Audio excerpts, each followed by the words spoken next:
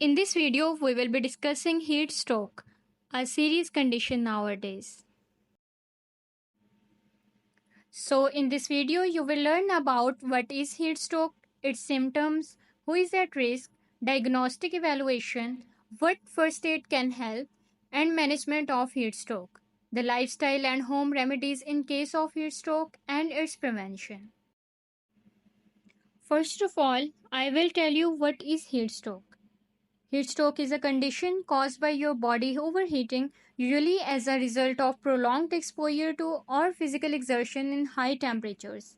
This most serious form of heat injury, heat stroke, can occur if your body temperature rises to 104 degree Fahrenheit or 40 degree Celsius or higher than this.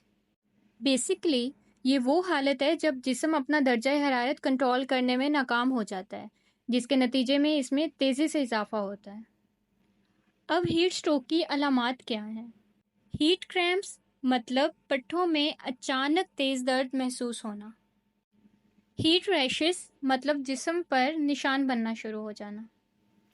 Heat oedema and heat संकपी, बेहोश हो जाना। Now who is at risk?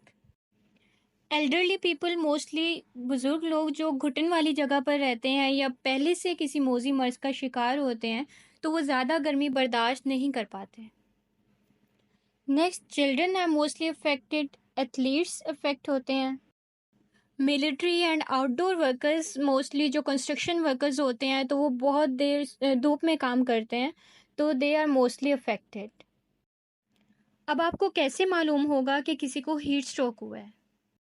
Heat stroke signs and symptoms include high body temperature, जिस्म का दर्जा हरारत बढ़ जाना, mostly more than 40 degree Celsius, then altered mental state और behaviour, alteration in sweating, nausea and vomiting, मतली होना या उल्टियाँ आना, flushed skin and dry skin, जिल्द का सुर्ख और खुश्क हो जाना, रैपिड ब्रीदिंग, तेज़ तेज़ सांस लेना, रेसिंग हार्ट रेट, दिल की धड़कन तेज़ होना, हेडेक, सर दर्द, सीजर्स, दौरा पड़ना एंड अनकॉन्शियसनेस मतलब बेहोश हो जाना।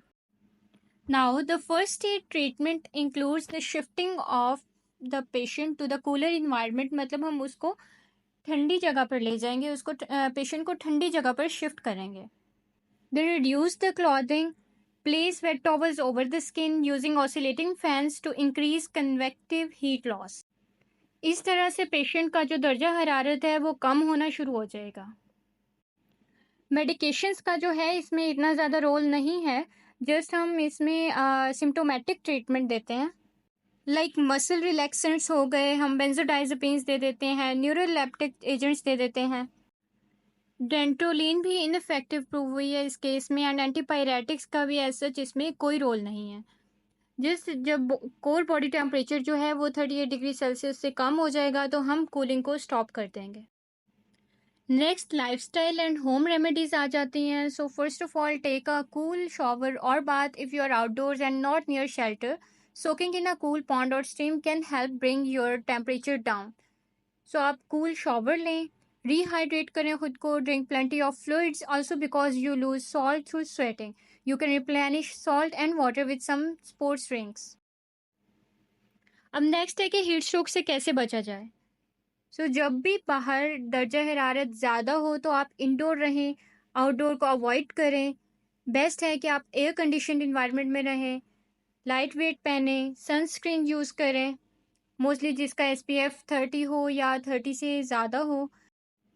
डिहाइड्रेशन को प्रिवेंट करने के लिए एक्स्ट्रा फ्लूइड्स लें, at least 8 glasses of water, fruit juice और vegetable juice per day. In short, wear light loose clothing, acclimate to hot conditions slowly, avoid exercise during the hottest part of the day, and stay well hydrated. So this was all about heat stroke. Beware of the heat and follow all the instructions. Do not forget to like and subscribe my channel.